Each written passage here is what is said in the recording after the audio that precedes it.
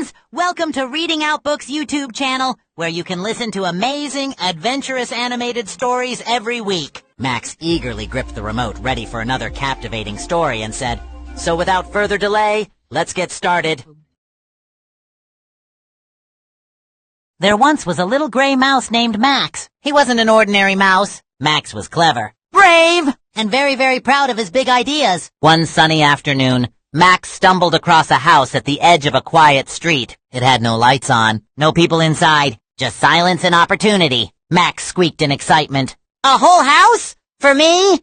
He scurried through a crack in the wall and stepped into his very own kingdom. Inside, Max got to work. He rolled a cotton ball into a throne, turned a sponge into a bouncy bed, stacked bottle caps for a table, and placed a paperclip crown on his head. This wasn't just any house anymore. It was Castle Maximus, and Max was its tiny king. For a while, life was perfect. He dined on forgotten crumbs, raced across the tiles in a toy car, and relaxed in a teacup hot tub. He even waved proudly to his reflection in a spoon. Max ruled his kingdom with confidence and cheese. But then came the rumble. The front door creaked open. Bang! Boom! Crash! A family had moved in. There was a mom, a dad, and two noisy kids, Ella and Tim. They brought boxes, bags, shoes, snacks, and a giant fluffy cat who seemed far too interested in things that squeaked. Max's eyes widened as he watched from the shadows. His sponge bed was tossed. His cheese stash vanished. His quiet halls were filled with shouting and singing and stomping. "My kingdom!" Max gasped. "It's been invaded!"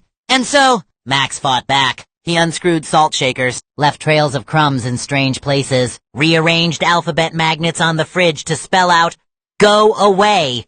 He even rode a toy train through the living room, scaring the cat into a laundry basket.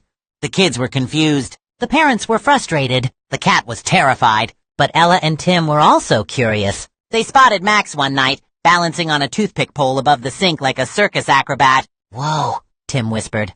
"He's not just any mouse," said Ella. "He's a genius!" Later that night, they built a tiny house out of a shoebox. They added matchbox furniture, a soft sock bed, and a little sign that said, "Max's room." Then they left a note. "Dear Mouse, sorry for the chaos. Want to share the house?" And beside it, a slice of cheddar.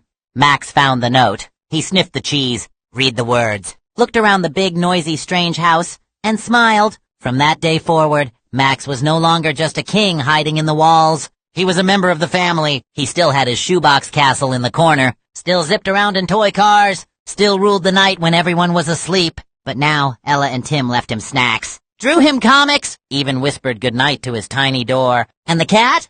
Well, Max left him alone, mostly. So if you ever hear a squeak in the night, or find your cereal spelled out in funny ways, just remember, even the smallest trouble can lead to the biggest friendship. That's the end of the story. Hope you liked this video.